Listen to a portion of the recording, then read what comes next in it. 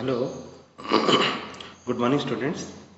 Today we are going to discuss the first chapter, matter in our surroundings.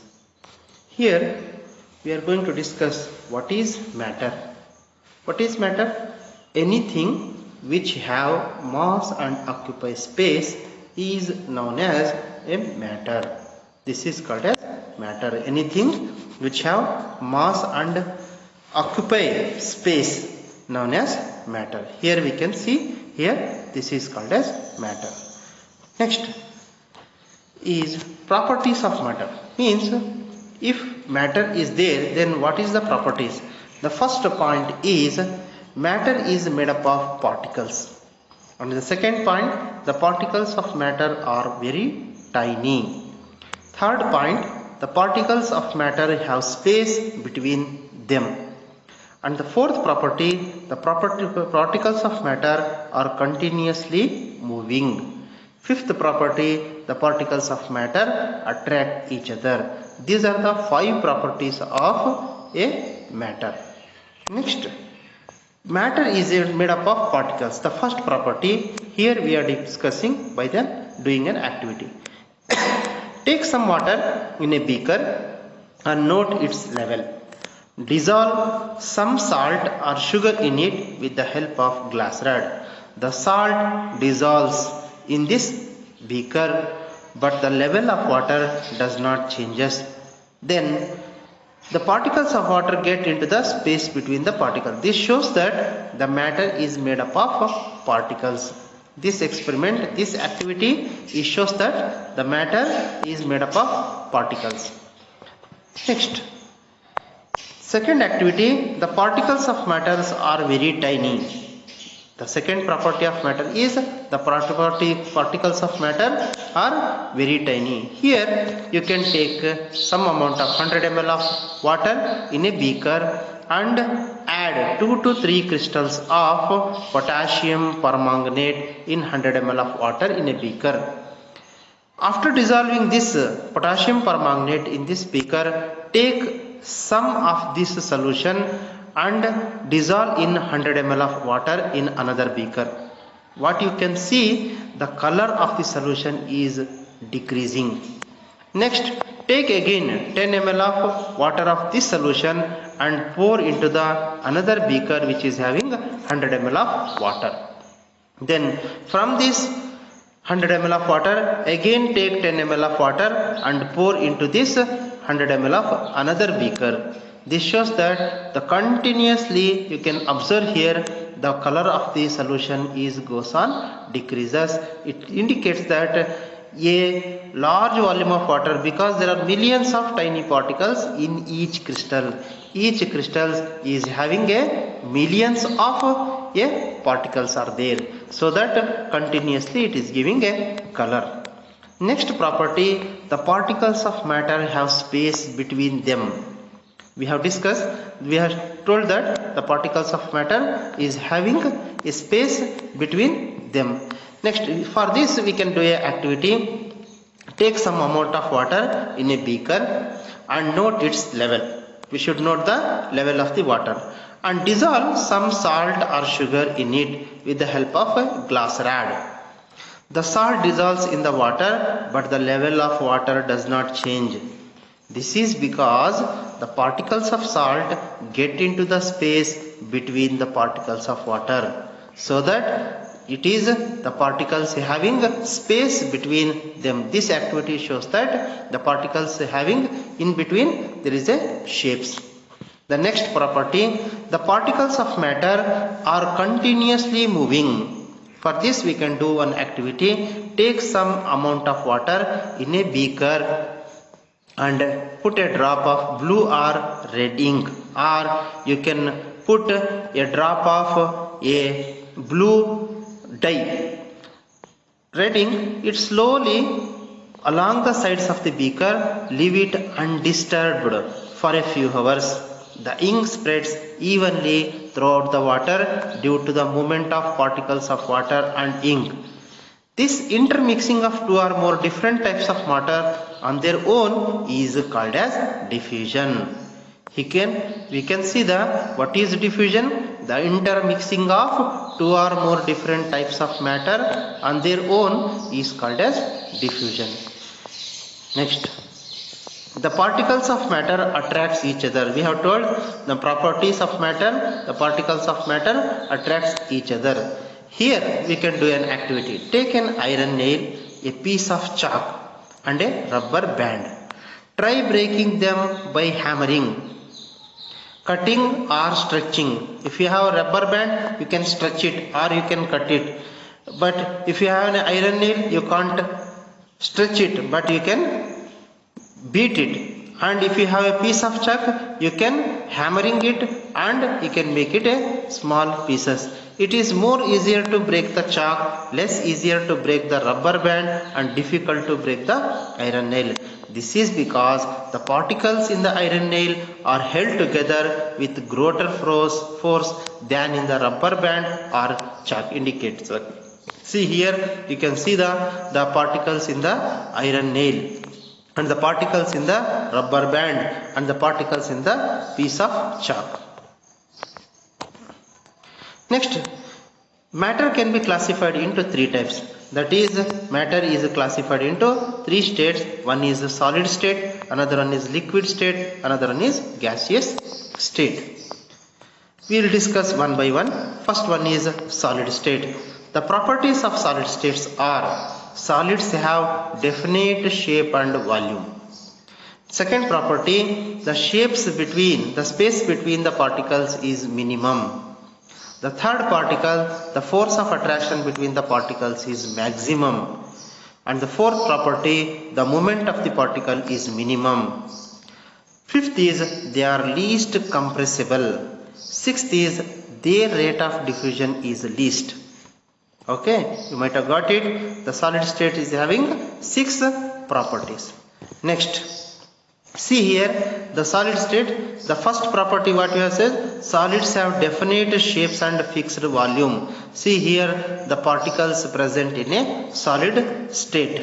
Next, in liquid state it is having liquids have no definite shape but have fixed volume. Liquids take the shape of the container. Wherever you can pour it, it will take the shape of that container. They don't have any shape, but it is having a definite volume or fixed volume. The second is the space between the particles is intermediate. The force of attraction between the particles is intermediate. Second property is the space between the particles is intermediate. Third property is the force of attraction between the particles is intermediate. And the fourth property, the moment of the particles is intermediate. Fifth is they are less compressible.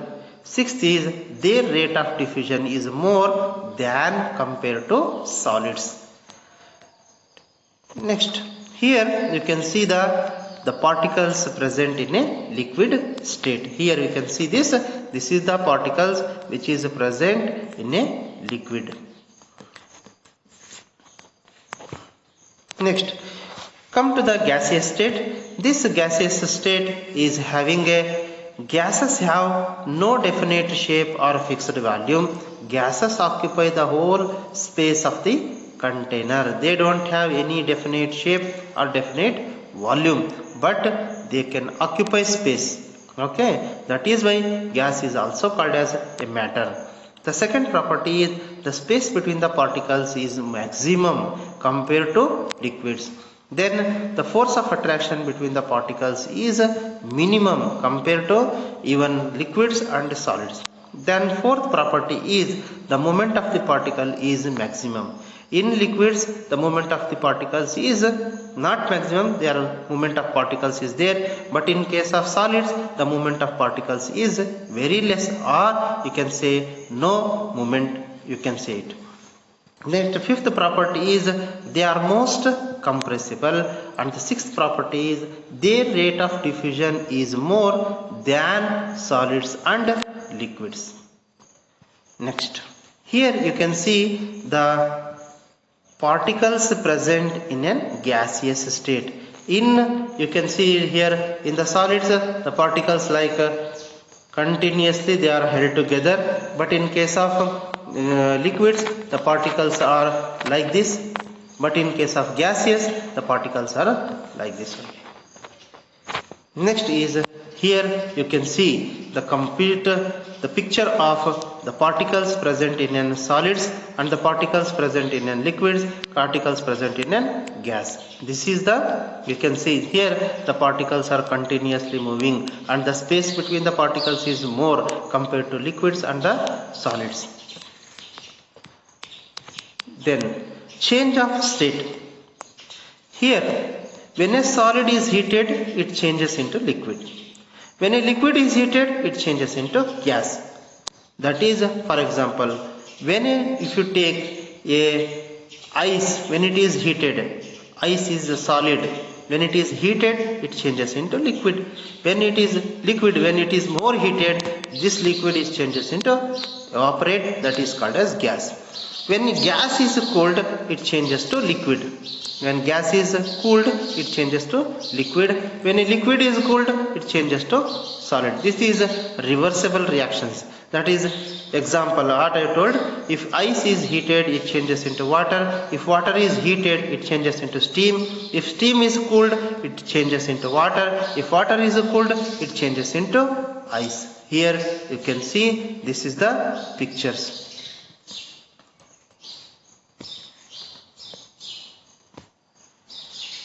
See here, this is the particles are close together and cannot move in the ice. When ice is melted it becomes a water. When water, the particles move faster and further apart compared to ice. Here in the boiling water you can see here the particles are far apart and move very quickly. This is here boiling. After this is called steam. Here the change of states in matter you can observe here. Next, what is melting? Melting means the process of converting solid state into liquid state on heating is known as melting, or it is also called as fusion. What is a fusion? The process of converting solid state into liquid state on heating is known as melting. Then another one is latent heat of fusion. What is latent heat of fusion? Latent heat of fusion is the amount of heat energy required to change 1 kg of solid into liquid at its melting point is known as latent heat of fusion. Once again I will repeat, what is latent heat of fusion? Latent heat of fusion is the amount of heat energy required to change 1 kg of solid into liquid at its melting point is known as latent heat of fusion. Next, this is here you can see the fusion reaction. Here ice is going to melt and it is converted into a liquid.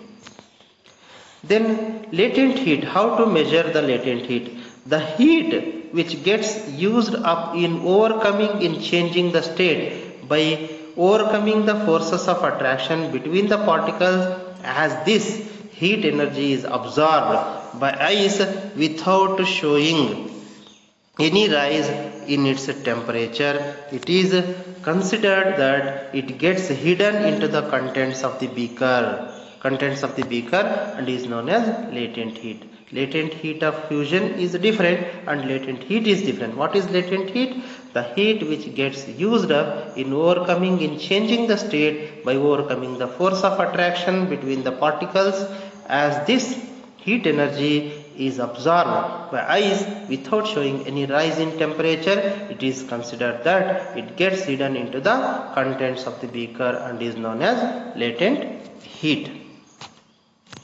Here the after effects of temperature on molecular motion. See here, this is the ice that is solid. When it is heated it is converted into hot. That is the movement of particle. The space between the particles is more compared to when it is in solid state. Here you can observe in the liquids also. When it is liquid, when it is the particles are very close to each other. When it is heated, the space between the particles is more compared. This is the comparison between solids and liquids. Next, what is boiling? The process of converting liquid into gaseous state or gaseous state on heating is known as boiling. I will repeat it. The process of converting liquid into gaseous state on heating is known as boiling. Then latent heat of vaporization. What is latent heat of vaporization? The heat of energy required to change 1 kg of liquid into gas at atmospheric pressure at its boiling point is known as latent heat of vaporization. This is, see here, the latent heat of vaporization, or you can see the boiling. Here the liquid is converted into a gaseous state, that is called as boiling. Then sublimation. What is sublimation? A change directly from solid to gas without changing into liquid state is called as sublimation, or it is called as vice versa. Means a gas is directly changes into solid, or solid is directly changes into gas is called as sublimation. Example, if a solid camphor, you might have observed in your home, when a camphor or ammonium chloride is heated, it changes directly into vapor. If the vapors are cooled, again it changes into a solid. This is called as sublimation. Here you can see, you can take a camphor or you can take a ammonium chloride. When it is heated, it is directly converted into a gaseous state without converting into liquid. This process is called as a, here they have taken ammonium chloride in a petri dish and it is heated, and above the petri dish a funnel is putted, inverted funnel is putted, and a cotton plug is made on the upper portion. When ammonium chloride is heated, this ammonium chloride is directly converted into gas, and this gas once again condensed in these corners of the funnel, and it is again converted into solid ammonium chloride. Here you can observe this picture. Here this is the ammonium chloride, this is petri dish, and this is inverted funnel. When you heat it, this is a burner funnel which is used to heat the ammonium chloride. When ammonium chloride is converted into a gaseous state, these gases are attached to the corners of the funnel and it is converted into once again a solid ammonium chloride. Next, effects of pressure on gases. What happens if you put a pressure on gases? When pressure is applied on a gas, the particles come closer and the gas changes into liquid. We can liquefy gases by applying pressure and reducing the temperature. This compressed solid carbon dioxide is called as dry ice. You can get a question, what is dry ice? Compressed solid carbon dioxide is called as dry ice. If the pressure is reduced, it can again changes directly to gas without coming into liquid state. So solid carbon dioxide is known as a dry ice. This is called as a dry ice. Solid carbon dioxide is called as, we can see here. You can see this, when pressure is applied on the gas is converted into liquid in a LPG cylinder. This is, see here, this is a gas, a pressure is applied, the molecules are come closer. Here again the liquid, when the pressure is applied, again the liquid is converted into solids. Means the gases and liquids are compressible, but solids are not compressible.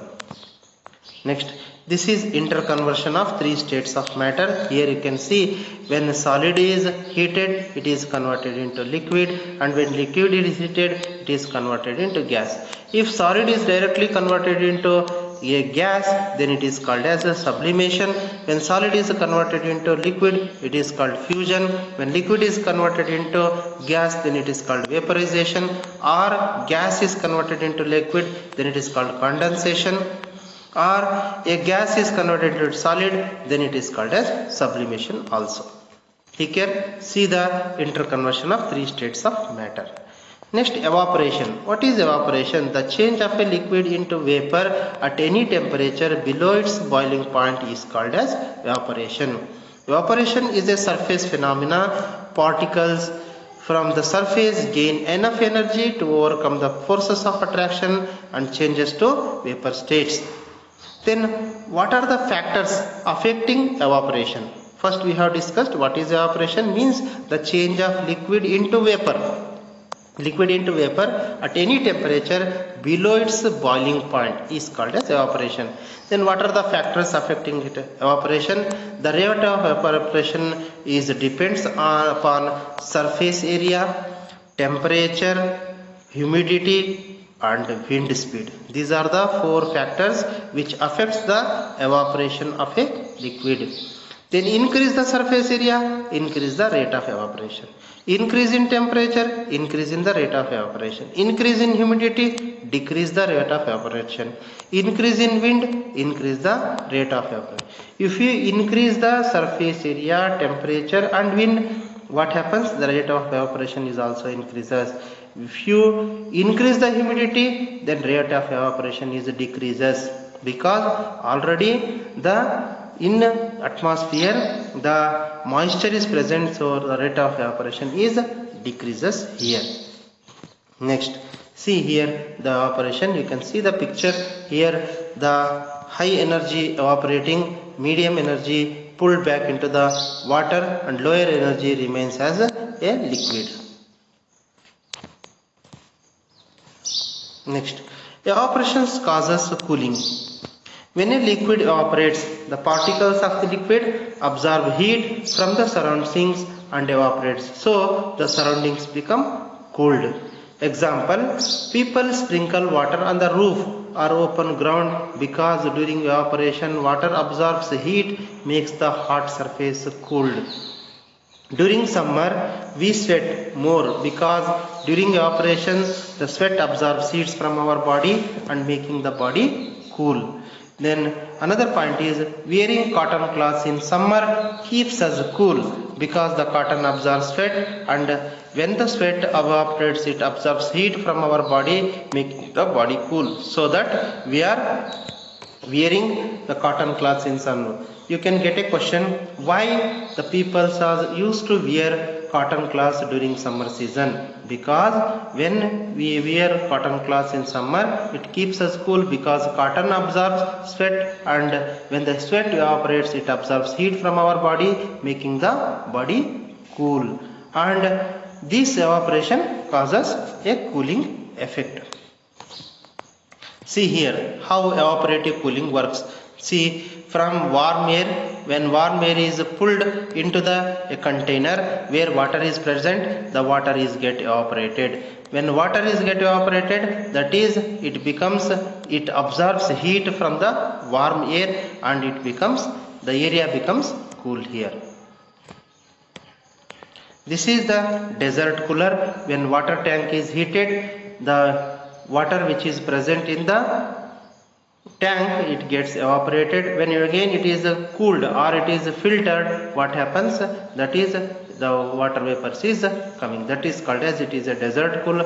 When a heat is applied on the filter, again the water present in the filter, it gets converted and it is poured into the water tank. This is continuously happening. That is cooling effect we can see in this picture.